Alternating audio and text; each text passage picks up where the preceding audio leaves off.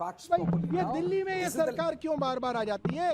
कभी 70 में से 67 आते हैं, कभी 70 में से 62 आते हैं। इसको करो, और इसको खत्म करने के लिए षड्यंत्र किया गया। इन्हीं का शिकायतकर्ता भी इन्हीं का, इन्हीं की सीबीआई केस तो दर्ज हो गई, इन्हीं की शिकायत करता, इन्हीं की सीबीआई केस दर्ज हो गया। कांग्रेस ने कहा है कि हमने भी शिकायत की थी उस दौरान जब कहा था, तो की थी ना कांग्रेस की। तो भाई अजय माकन तो इन्हीं के आदमी है। अजय माकन तो भारतीय जनता पार्टी की बैटिंग शुरू से ही करते आए हैं। यही तो ईडी के केस को आप किस तरह से देख रहे हैं? क्योंकि सीबीआई से डिस्चार्ज हो गए, ईडी का केस है, तो क्या लगता है उस पर असर पड़ेगा? कांग्रेस को बर्बाद करने वाले ही अजय माकन जैसे लोग हैं, जिन्होंने बीजेपी की बैटिंग करी हमेशा।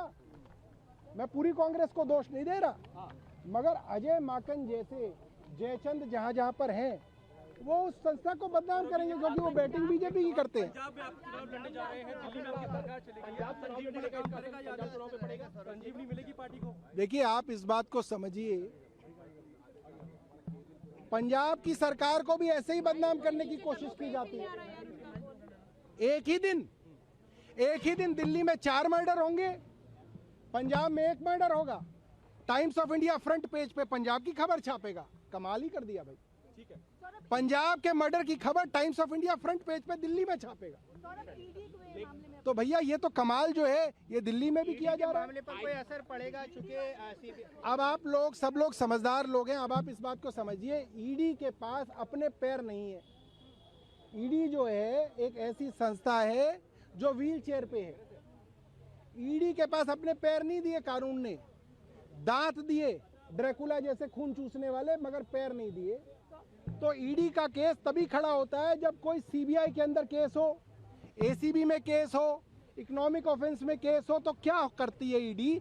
ईडी कहती है भाई कोई भ्रष्टाचार का मुकदमा दर्ज हुआ है, अगर भ्रष्टाचार हुआ है तो मनी लॉन्ड्रिंग तो हुआ ही होगा। समझ लो। तो मनी लॉन्ड्रिंग तो हुआ ही होगा। तो मनी लॉन्ड्रिंग का मुकदमा दर्ज करके सीबीआई से तेज ईडी दौड़ने लगती है।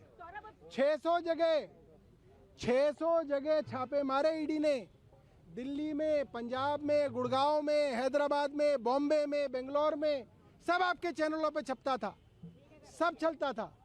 एक जगह कहीं पे आपने बरामदगी देखी हो कि 1 लाख रुपए मिल गया हो, कहीं पे किसी के पास एक प्लॉट मिल गया हो, मनीष सिसोदिया जी के पास फ्लैट मिल गया हो, अरविंद केजरीवाल ने कहीं पे एग्रीकल्चरल लैंड खरीद ली हो, किसी की बेनामी खरीद ली हो? कुछ नहीं, कोई कुछ नहीं। सोचिए 10 साल कोई आदमी मुख्यमंत्री रहा, उप मुख्यमंत्री रहा, 1 लाख रुपए की रिकवरी नहीं हुई, मगर उसके बावजूद भी मुकदमा चलाया गया। सुप्रीम कोर्ट तक ने कहा, जस्टिस संजीव खन्ना साहब ने, जिन्होंने आखिरी में यू टर्न ले लिया, जिसके लिए इतिहास उन्हें कभी माफ नहीं करेगा। जस्टिस संजीव खन्ना को हमेशा इतिहास याद रखेगा। पूरी जजमेंट में लिखा कि ये केस तो 1 मिनट भी ट्रायल में ठहर नहीं पाएगा। खुद कोर्ट में कहा, ओपन कोर्ट में कहा, और आखिरी में पलट गए, मगर बेल मैं नहीं दूंगा। तो ये तो सुप्रीम कोर्ट में ही जाहिर हो गया था कि सीबीआई और ईडी के पास कोई प्रूफ नहीं है, एविडेंस नहीं है। इसीलिए आज डिस्चार्ज किया। डिस्चार्ज का मतलब भी समझ लीजिए, ये केस इस लायक भी नहीं है कि इसके अंदर मुकदमा चल सके, इतनी भी लायक नहीं। अभी सीबीआई तो पहले मोदी जी के पास जाएगी, फिर मोदी जी सेट करेंगे कि हाई कोर्ट के अंदर जाया जाए। सीबीआई तो पहले अपने पापा के पास जाएगी।